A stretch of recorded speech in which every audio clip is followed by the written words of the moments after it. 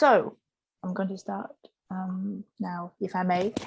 Astrid, what do you think about the film? What is your personal views on the film 1921? Thank you, Human.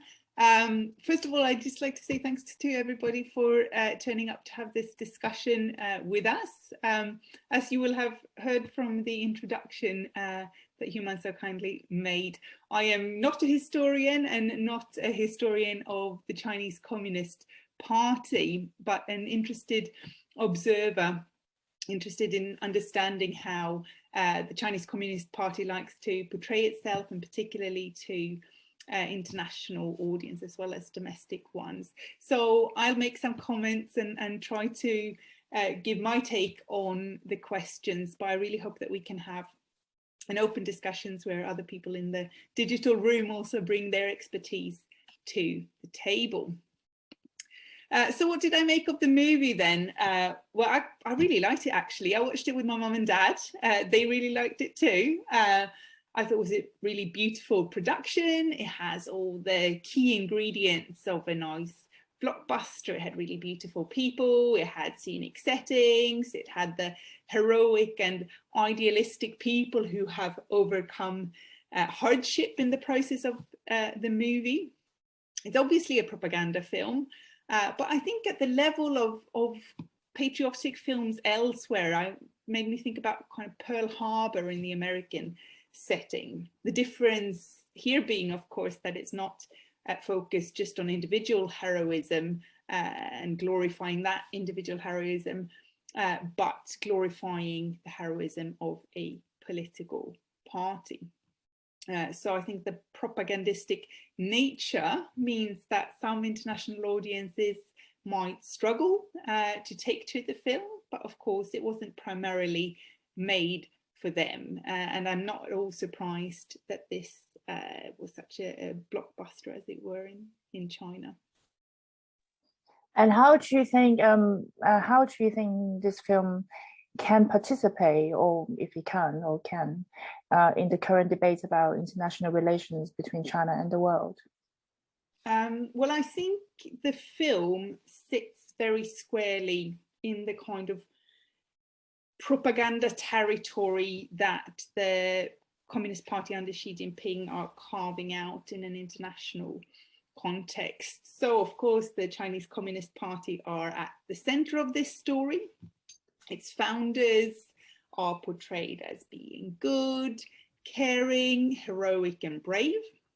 And nationalism, most importantly, and the rejuvenation of the Chinese nation that Xi Jinping has been very keen to propagate since his accession to leadership of the party, was really at the core of the film, and is portrayed as being at the core of the struggle of these leaders at the founding of the Communist Party 100 years ago.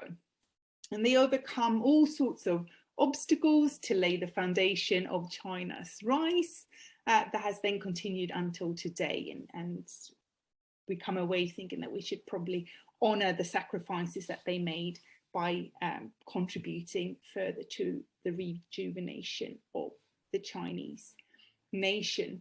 Now, in your kind of opening up of this session, you mentioned the international dimension and the kind of the politics around this portrayal. And I think there are a few points there that I found noteworthy, interesting, and that perhaps we can discuss more when we open up to the floor. So first of all, I think that the Chinese nation that's being portrayed is fairly Han-centric. The nation that is being glorified is a racial one, and there's no real room for minoritized ethnic groups in that image. So that's something that is perhaps peculiar to our current era of the CCP, and that may have looked different in other times. I think that foreigners play a predictable but also quite an interesting role in the film in relation to that nationalism and the rejuvenation of the Chinese nation. So a lot of energy is spent in the film telling a story where the USSR agents try to engineer a situation where the CCP is established as a branch of a Soviet-led global communist movement, but this is resolutely resisted on nationalist grounds by the founders of the party.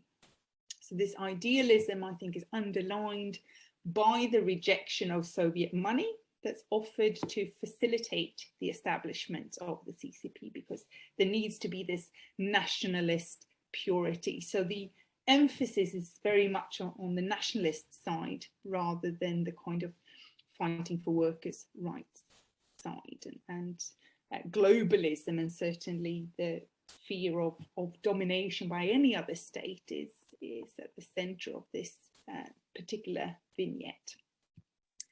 Another vignette that I thought was particularly interesting and perhaps tricky from a propaganda point of view is the scene that you'll all recognize, where the French expatriates in the French concession in Shanghai are celebrating Bastille Day.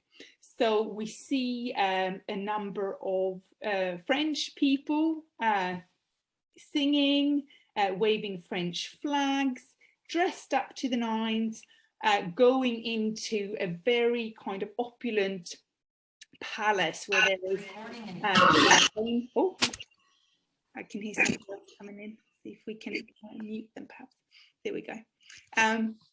So we see this bunch of French people in the French concession celebrating. There are fireworks and there's drink and there's dancing and music, all very opulent. And this is contrasted to the kind of poor, non-celebratory Chinese workers that are gathering outside and are excluded from this celebration. And the way that I read this, at least in the film, is that this French revolution that was supposed to emancipate the masses has been betrayed. And it's now a kind of jolly theme, a jolly singing, and a reason to have a nice party for rich people, but that there's a kind of very strong hypocrisy in that celebration, because those poor masses that were supposed to be emancipated in the first place are excluded. Now, the reason I thought that this was such an interesting trope is that some critics may portray the celebrations of the CCP's 100th anniversary that the film was released for in exactly the same way. So as we know, in China today, there's a racialized division being drawn up where minoritized populations like the Uyghur most famously are prevented from self-governing, from living according to their customs and beliefs, and at the moment are forcibly incarcerated on a mass scale and treated worse than second-class citizens in their own country. So at the same time, the CCP are orchestrating lavish celebrations, portraying themselves as liberators of the oppressed. So arguably, the CCP today can be easily accused of betraying the revolutionary ideals to which they lay claim, in exactly the same way that the French are portrayed as having hypocritically betrayed the emancipatory ideals of the French Revolution. So that was a really key kind of little vignette in the film that I thought was particularly interesting for the purposes of the international politics that you mentioned. But don't you think the film tries to communicate the founding of the Communist Party of China to the world, though via the medium of film? Because I think this is something that they've always struggled to not achieve, but to attempt, I think. And I think this film, from my point of view, I think they were really trying to tell the story with a high level, high quality production, in order to tell a story that, hoping, whether it is or it is not, hoping that the international audience can at least try to understand why the party was founded at that time. And I guess the nationalism that you mentioned before, do you think it was needed? I know that you mentioned that you're not a historian, or this is not going to be a historical discussion, but I think the history plays quite a big part here too. I think the nationalism was pretty much needed, especially in the film that you see that Shanghai was occupied by different countries and different foreign concessions, and without nationalism, what else could there be to for the next step for the country to move forward? So do you mean in the film? Maybe we're just talking in the film. Let's say in the film narrative. Well, I think it's a propaganda film, right? And nationalism is clearly at the core of Xi Jinping's agenda. So I would have been extremely surprised if there was a film like this that didn't place nationalism at the center and portray nationalism as absolutely core to the foundation of the CCP, because this national rejuvenation narrative is so central to Xi Jinping's vision for governance. So I struggle to imagine a film like this that didn't place nationalism at the center. I think international audiences are pretty used to patriotic movies. I mean, if we compare this to kind of what comes out of Hollywood, this is not an extremist movie in that sense, right? This nationalist trope, I mentioned Pearl Harbor earlier, but we can mention any other great number of movies that nationalism is absolutely central to. The whole kind of genre of war movies that we see is often centered around kind of patriotic ideals. So I don't think that patriotism as such will put international audiences off. I think the propaganda effects may have been more efficient, more effective, if the international characters were allowed to be a bit more multidimensional. I think that Chinese film production is now at a point where it can afford to allow that. I think, like you said, the production value of this film, I think, is really great. China has a mass industry of propaganda films, war films, that kind of portray these quite stereotyped and not very nuanced international characters, as do many movies outside of China, I should add. But I think that Chinese film is now so good that there is great potential to actually contribute to this international soft power propaganda effort that Xi Jinping very much wants to push. And I think that the effort would be helped if international kind of non-Chinese characters were a bit more nuanced. I also think actually that the propaganda would really help itself if you just cut out that bit at the end where you fast forward to today's China and basically just have a little advert for the Communist Party and the party state leadership saying, oh, and by the way, aren't the Communist Party great, and isn't China wonderful? And we should all be grateful to this party. I think that really kind of cuts off the emotional resonance that the whole film has built up in quite a nice way, and means that people walk away with a lot more distance to the narrative than they might do if you cut away that bit.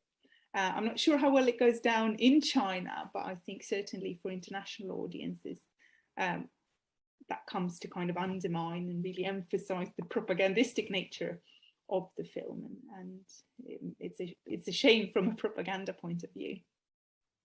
I think it's interesting that you mentioned about the representation of foreigners in the film in 1921, because it's not like other Chinese films, and because you have the representation of the Russians, the French, the Germans, the Japanese, and many more. And I was quite intrigued that I wanted to do a survey between the representation of Chinese people in British films and also the British, not to mention in some brief moments in the film, and also the representation of the British policemen in 1921, and just to get people to vote. Who do you think? What do you think? Maybe in the same period of time as well. which film do you think that have the more accurate representation of each other, whether the Chinese film 1921 of the British police or the British film of Chinese people, maybe in the same year, 1921. So maybe something that that's quite interesting to find out.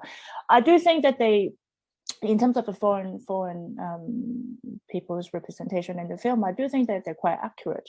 At least they're not really set up as like the evil enemy, although, you know, for what they were doing, whether for the right or for the wrong, you know, they were the kind of occupier or semi-colonizer. But I do think it's quite accurate. I don't think it has been exaggerated in the point, like how some films used to do with Fu Manchu, whether you know that he's Chinese or not. So that's just my input.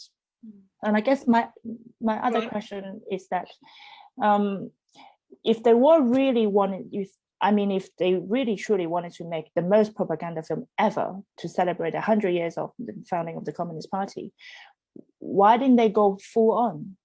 Why did they try to add some kind of romanticism, like some personal touch to the characters in the film?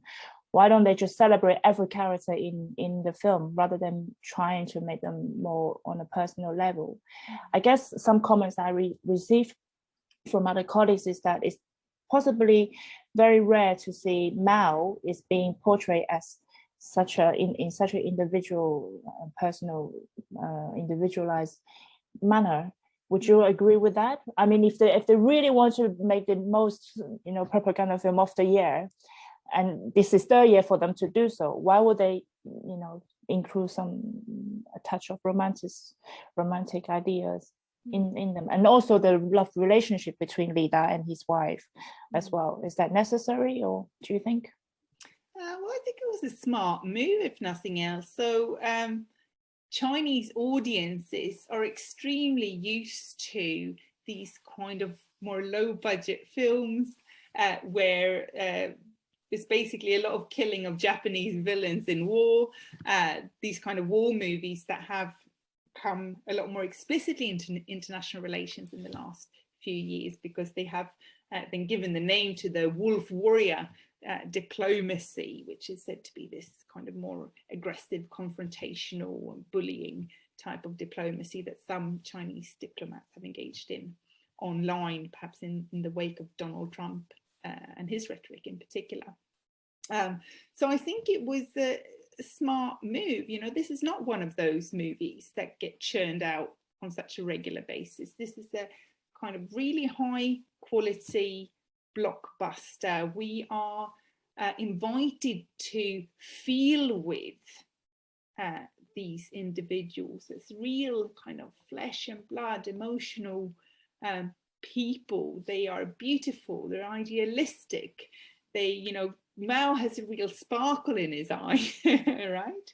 And he's shown as an individual who is learning and growing as well from when he's this kind of very young character. So he's not launched to us as this fully formed, flat character, but I think it invites us to think, okay, well, we can recognize ourselves and identify with the characters in the movie in a way that we might struggle with. So it's really pulling at the emotional heartstrings, and I think doing so quite effectively and beautifully in many ways. So in the future, going forward, what else can China do, or filmmakers in China do, in order to make a more convincing film? Let's not use the word propaganda, but more like an engaging film to invite people to have the curiosity about why the party was founded and why they behave the way they are today, and you know why they respond to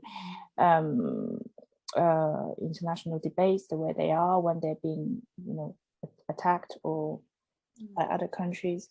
How, you know, in your vision, what film would you like to see to be made in order to achieve audiences, you mean? Yeah, for international, in order to achieve a more acceptable, let's say, by your standards, or more to engage the sympathetic side of the audience more. Well, I think first of all, you know, I'll reiterate again that I don't think this movie was made for an international audience. It was made for home audiences. So that's where it was supposed to resonate. So the fact that some international audiences might not be so enthusiastic about the film is kind of a secondary point, because it worked well at home in many ways.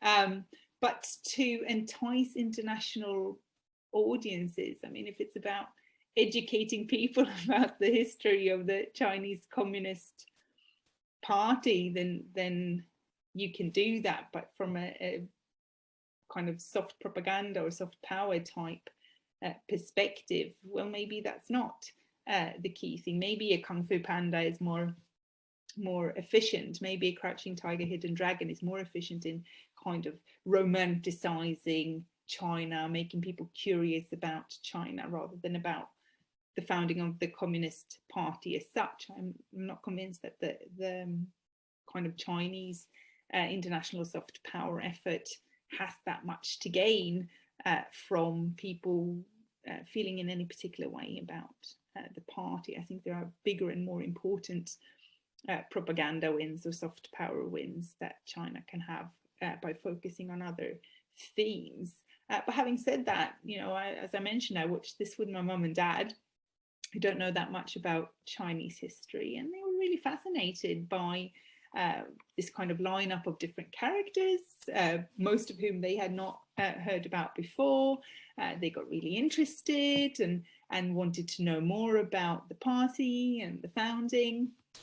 So I think it was successful in that way. As I said earlier, I think cutting out that kind of pure advertising bit at the end would mean that people stay more in the emotional space with the film. You don't have to be so explicit and, you know, have that bit where you say, and this is the take-home point, boys and girls, from the film. Just let people enjoy it and feel it, I think would be more successful. And then, as I also mentioned earlier, perhaps increasing the space for more complex, complicated and nuanced non-Chinese characters in the movie might help kind of make the movies resonate a bit more, rather than reserving that nuance for the kind of fantastic lineup of Chinese characters that we saw in this movie. I'm sure some of the audience might have some interesting point to make as well. I've watched the films probably 5 times now, because I personally took the film to Dubai, UAE, to make a screening there, and also to Georgia last month.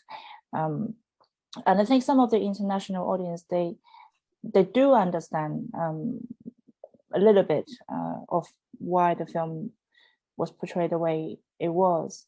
And I think it's always difficult, because given that the Communist Party has been reported so negatively in the press for so long now, in English press, so it's very difficult to get on the public, let's say, some people who don't know about China very much, to switch their opinion or perspective by just watching a film. But I think they did try. And why do you think they focus on the character Li Dash so much and not necessarily Mao? That's the question that people, I don't have an answer myself, but that's the question that people raise. And to be honest, a lot of the people in China, they don't really know who Li Da is, you know, where he came from. They didn't even know that he influenced Mao and so on. Why didn't they just focus on Mao, you know, from Mao onwards? Why did they have to, why do they have to include the part of Li Da? What's the purpose of that? And another question is that, which I always think about, I still think about that. What would people think? What effects this film will have on people in China, in particular those who are in politics, government officials who are not really doing the right thing, maybe they're corrupted or maybe they're off the line a little bit. What impact do you think this film might or might not have on them? Okay, so I'll take the last question first, because I have perhaps less to say about that one. So how might this affect people who aren't on the straight and narrow? Well, this is a moral story about, you know, purity and virtue and goodness, and like all stories of that kind, it might make some people, I guess, want to be more virtuous and more pure and more good. Some people might just smirk at it and dismiss it as hypocritical, right? Particularly if these are people who are corrupt within the party, they might think that this is a story that's being told for the masses that does not correspond to the realities that they are experiencing within the organization. So I think reactions could be all sorts, right? Different audiences take different points from a movie, and there'll be a great variety of emotional responses and practical responses as well. And then the first question I thought was really interesting. Well, why not focus on Mao? And I think in many ways, Mao is a difficult character historically for the party. And in some ways, I think Xi Jinping is kind of stuck with Mao. So he has to kind of tell a story where this rejuvenation of the Chinese nation starts under Mao's leadership. And he has to be glorified because that is so much part of the kind of the story that the Communist Party has told about itself for so long. But Mao is, of course, also really controversial. You know, there are these officially recognized mistakes presided over by Mao, not least the Great Leap Forward and the Cultural Revolution and so on, and the kind of the mass deaths and atrocities that were fairly directly caused by Mao. So I can see why you wouldn't want to, you know, put too many eggs in one basket and glorify Mao, given how internationally and domestically known these kind of really big disasters under Mao are. Now, Li Da, by contrast, is more of a blank slate, right? Especially internationally. So the party kind of has more liberty to portray him as they like. Filmmakers have more liberty to portray him as they like. And also there's kind of less baggage there. I would wager that a really vast majority of international audiences have no connotations at all with Li Da, and certainly have no negative connotations with Li Da, whereas a lot of international audiences will have very negative connotations with Mao. So turning Li Da into the kind of the lead hero in a sense, while still romanticizing the group as a whole and the individuals within it as a whole, is, I think, a smart move. It gives the party a bit more liberty and the filmmakers a bit more liberty to tell the story how they want it to be told, without getting bogged down in some debate about whether Mao was really as good as they claim. Thank you for your inputs, Astrid. That's very interesting. And I'm still going to push once again, because I'm very passionate about this question as well. So how, if they continue to make films about the Communist Party, why it was founded, and the story about the party and its people, how can they do it better? How can they do it in a way that is acceptable? Well, I think this is acceptable in many ways to international audiences. I think, of course, there will be some prejudice because it's in Chinese language and it's focused on Chinese people. And, you know, some international audiences are used to stories about Americans told in English, right? So there'll already be potentially some prejudice there, and that will alienate some audiences. I certainly know of people who can't be bothered to read subtitles and who won't watch a movie that's not in English language. Shame for them, they're really missing out. Nonetheless, I think this is the case. But then I think it comes back to the 2 points that I made earlier. I think cut out the pure advertising bit propaganda bit at the end where you fast forward to today, and perhaps make more space for more nuanced international characters. Those two things might be the key ingredients. But overall, I thought this was a beautiful movie.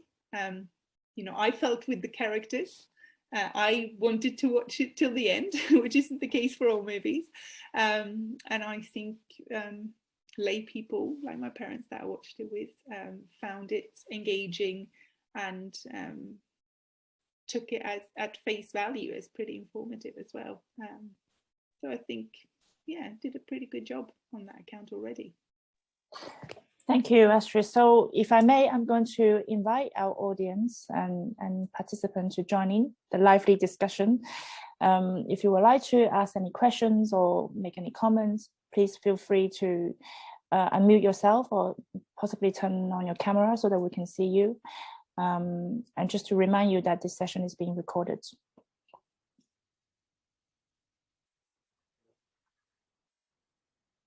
If anyone? Yeah, Michael, go ahead. I'm just going to unmute you.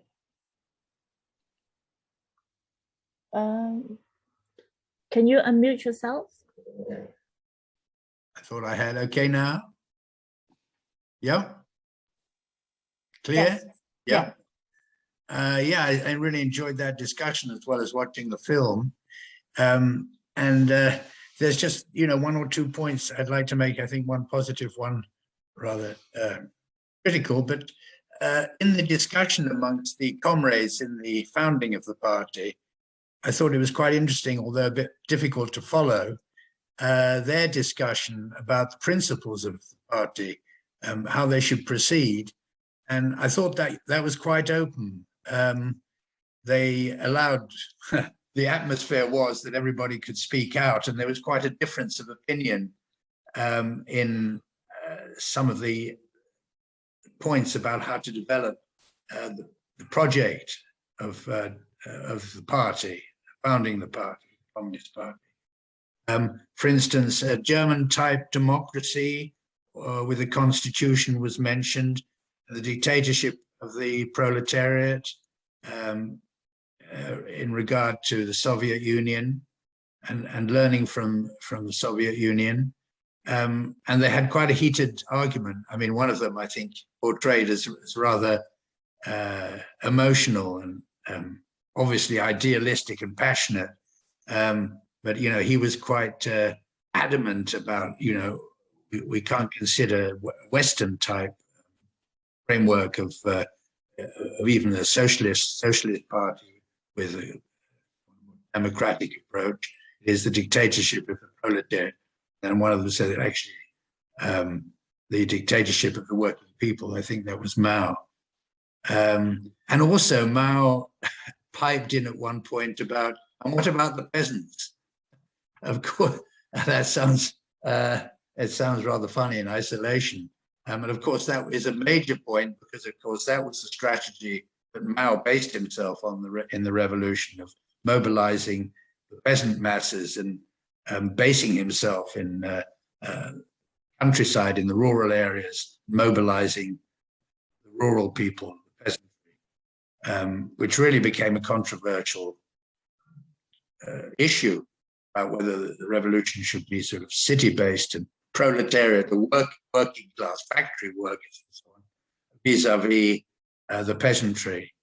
And so anyway, I think most of you know the connotations, difference in emphasis in this strategy, but at least Mao's voice, he piped in there. And of course that could have been explored in more detail. The other thing I wanted to mention, not yet touched on, is the role of women. Lovely young ladies portrayed in the film. Of course, not least Yang Kai-hui, Mao's wife, whom we saw also so tragically shot, executed by the government. But generally speaking, though, I would say they gave an emancipated appearance, the girls, the women in the film.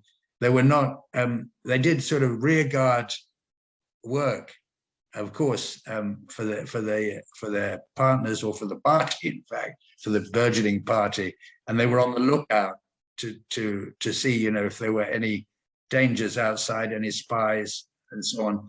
But certainly they were not portrayed as playing an active role in the founding of the party and in these discussions, as supporters, of course. Maybe that's true to life to an extent. I mean, we know, you know, the founders of the party, these they were young men, and some slightly older men. I mean, well, in their 20s, Li Dazhao and Zheng Dasheng, they were interesting characters in themselves, of course, as founders of the Communist Party and as intellectuals, particularly Zheng Dasheng as a founder of the New Youth magazine. I'm glad that the New Youth base, that magazine that was established around 1915, that was portrayed in their offices. That's something that I was interested in. You know, a little reading group about the development of Chinese literature and culture, which was also part of the radical movement amongst the youth, starting from around that time, and connected with the growth of the Communist Party. Anyway, those are some points, and maybe the point about the women's role, which is so important, of course, in the Communist Revolution. And equality was mentioned, I think. Mentioned, and you know, I think that's what they strove for. We have to look at the reality of the situation of the society at that time.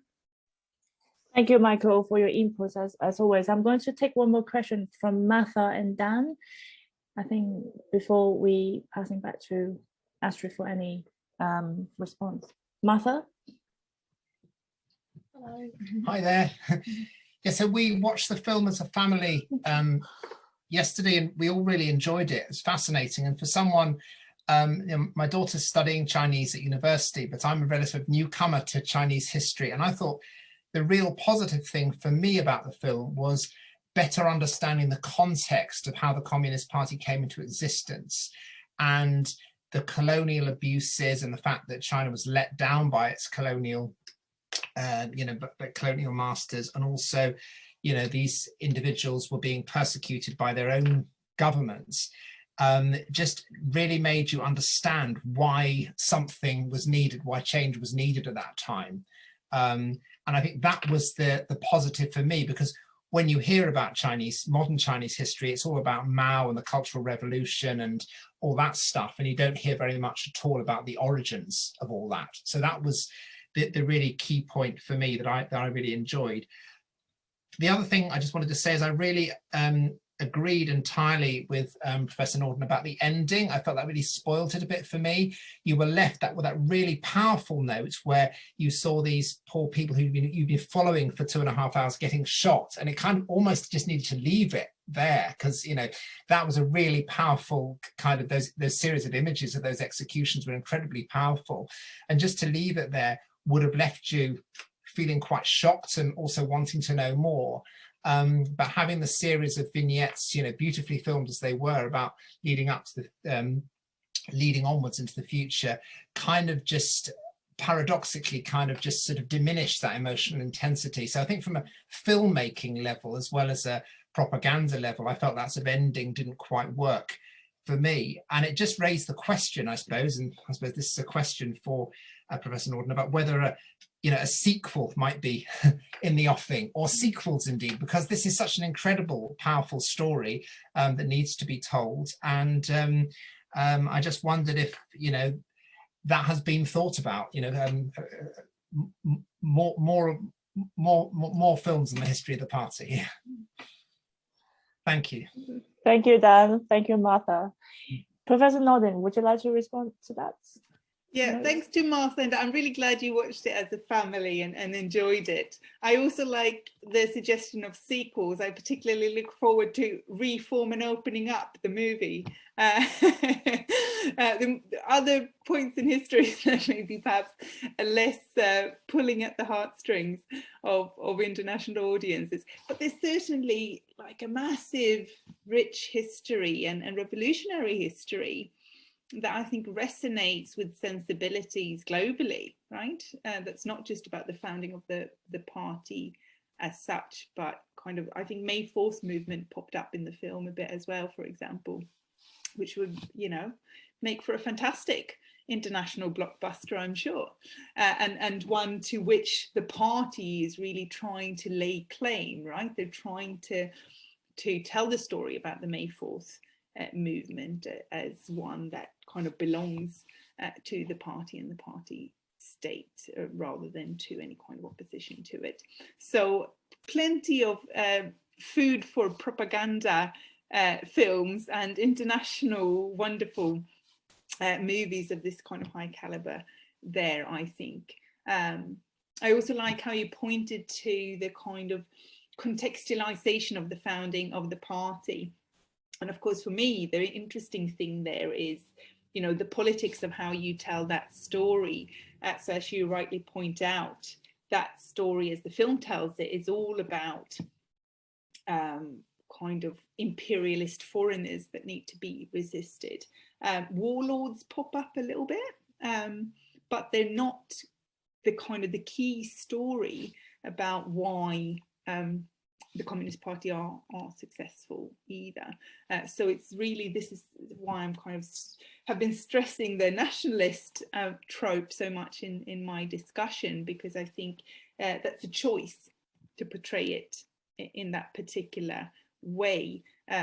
Not that nationalism wasn't there, it certainly was, and it was certainly extremely important, and the whole kind of colonial oppression going on was certainly absolutely key to the founding of the Communist Party, I think. But there were other forces as well that kind of are put in the background a bit more in the film, and of course that's a political choice. That's where the propaganda comes in, right, in telling us, well, what was the really important bit? Well, it was that the foreigners were nasty. So I thought that those were really astute and interesting comments that you guys made, and I'm glad you enjoyed the film. And then Michael's comments I thought were also really astute, particularly perhaps about the role of women.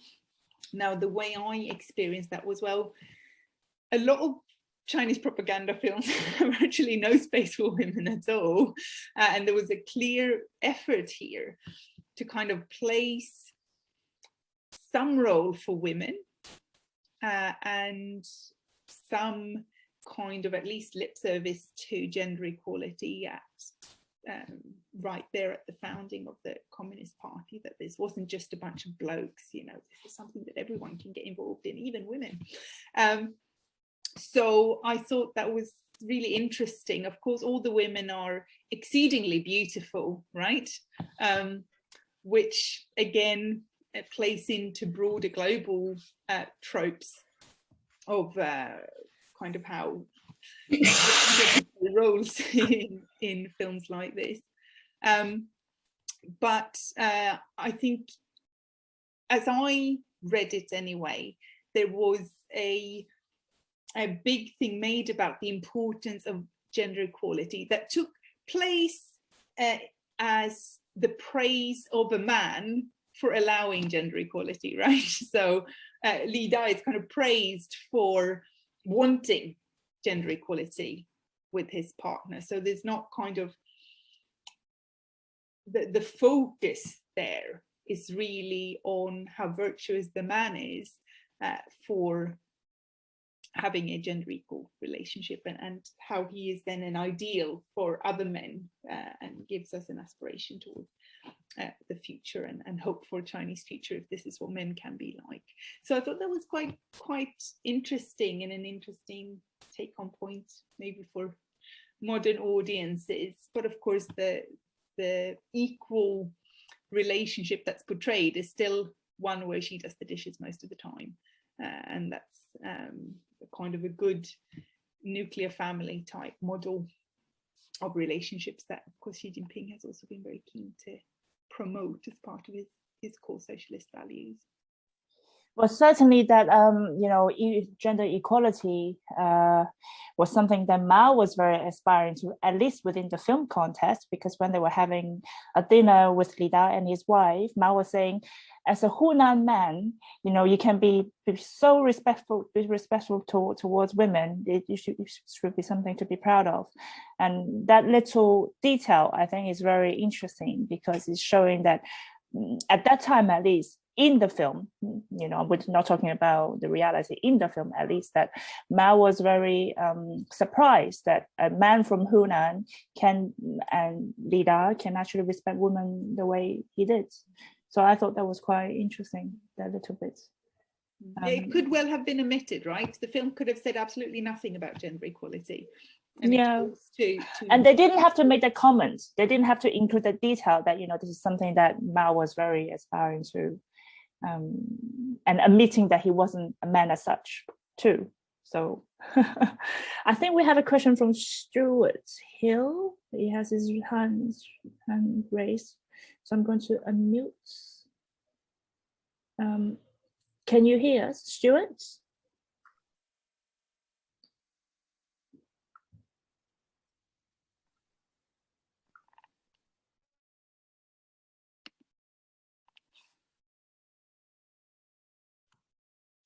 Has that unmuted it? Yeah. I'm using the laptop and the TV screen, so I get a nice big picture, which sometimes means I've got to crawl about.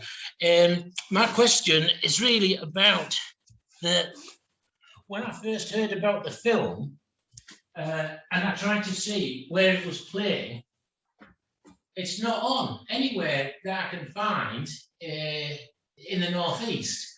And so it made me curious as to what extent is it being shown in the United Kingdom and around the world. I mean, you describe it as a blockbuster, and as I say, it's been virtually invisible from what I can see. And I've looked around the different places where the main all the main screen people. And it doesn't seem to say it's being picked up and getting exposure. And I just wondered, I wondered what's going on there, or in particular, given that you're in touch with, where it's been shown and reactions. I mean, around the world, where are the audiences for it? So I will answer that question if I may, Professor Nordin. So the film was briefly released in cinemas in the UK in early July, from July the 8th onwards. And it was showing for 1 weekend and 1 week, but because it was not popular enough, and of course, cinemas decided not to include the films anymore in the program. And that's why we organized this online screening to make up the gap. But just for your information, programming Chinese films at cinemas are very difficult, because unless they see that there is an economic income for them, that you can promise them a big audience, otherwise they will always choose over Hollywood film that they know that they will bring, you will bring box office. So the film was released in, I think, about 23 cinemas across the UK. I'm not sure where you are, Stuart, in the north. But it was released in Manchester, I think, in London, several sites, Birmingham, the usual big cities that have Chinese population there. And also the film was released in the Middle East, in UEA, in Georgia, in Australia, in New Zealand, and briefly in North America. But just a surprise and a historical records, the film made the highest box office in the Middle East, and this never happened before for any Chinese films. And I'm not going to tell you why that happens, but maybe I think it's quite interesting that it happened, that it actually has the highest box office in the Middle East. I hope that answers your question there. But it's very difficult to promote Chinese films in the UK. That's what I can tell you, in particular to have them in cinemas.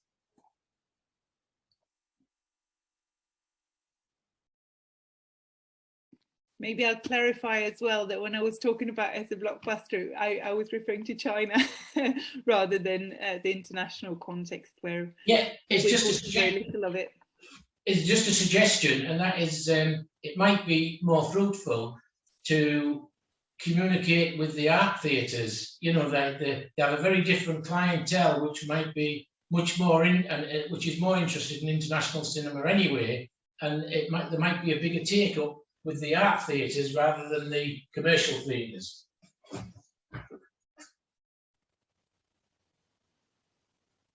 Believe me, we have tried, and it's very difficult because even the art theaters, they have the usual crowd of audience, they know their audience the best, and especially when it comes to this film, 1921, is very delicate, and in a way you can argue that it's controversial.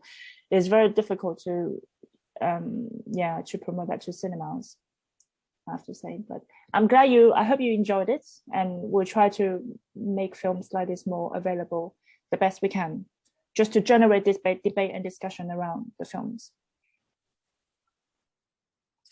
So I think, do we have any more questions from the audience? Stephen, would you like to say something? If you are here with us.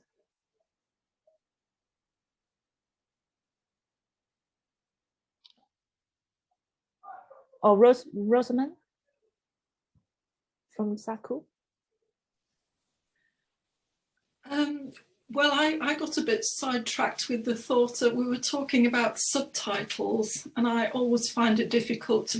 I'm trying to look at the Chinese, trying to listen to it, read the subtitles, they flash up so quickly, and sometimes the text is lost against the pale background. If a film is dubbed in another language, does that work, or is that not regarded as a very good way of presenting a foreign language film these days? Is dubbing not a good idea? Well, there's several examples you can try on Netflix, which you can choose English dubbing, although they're not historical films, they might be just action or fantasy films. So maybe this is something that we continue to experiment, whether dubbing is better, and companies in China as well, they try to explore that. So maybe if you have the time and capacity, you can try on Netflix. Some of the Chinese films now on Netflix, you can watch them in dubbed. So you can see whether you feel better, you understand the characters better, or otherwise. But yeah, it's difficult. I think Professor Nordin was right. Normally Hollywood film, just they're made in English, and the global film consumption is around English, and it's of course easier for people to take in, even though it being also a propaganda film. And I think the fact that this film is in Chinese and you have to watch in subtitles, and it makes it even more difficult, I guess, for a lot of the audience, I think. But that's an ongoing debate, whether Chinese films, if they like to become more international, whether they should be dubbed. It's an ongoing experiment from all fronts, I think. Yeah, thank you.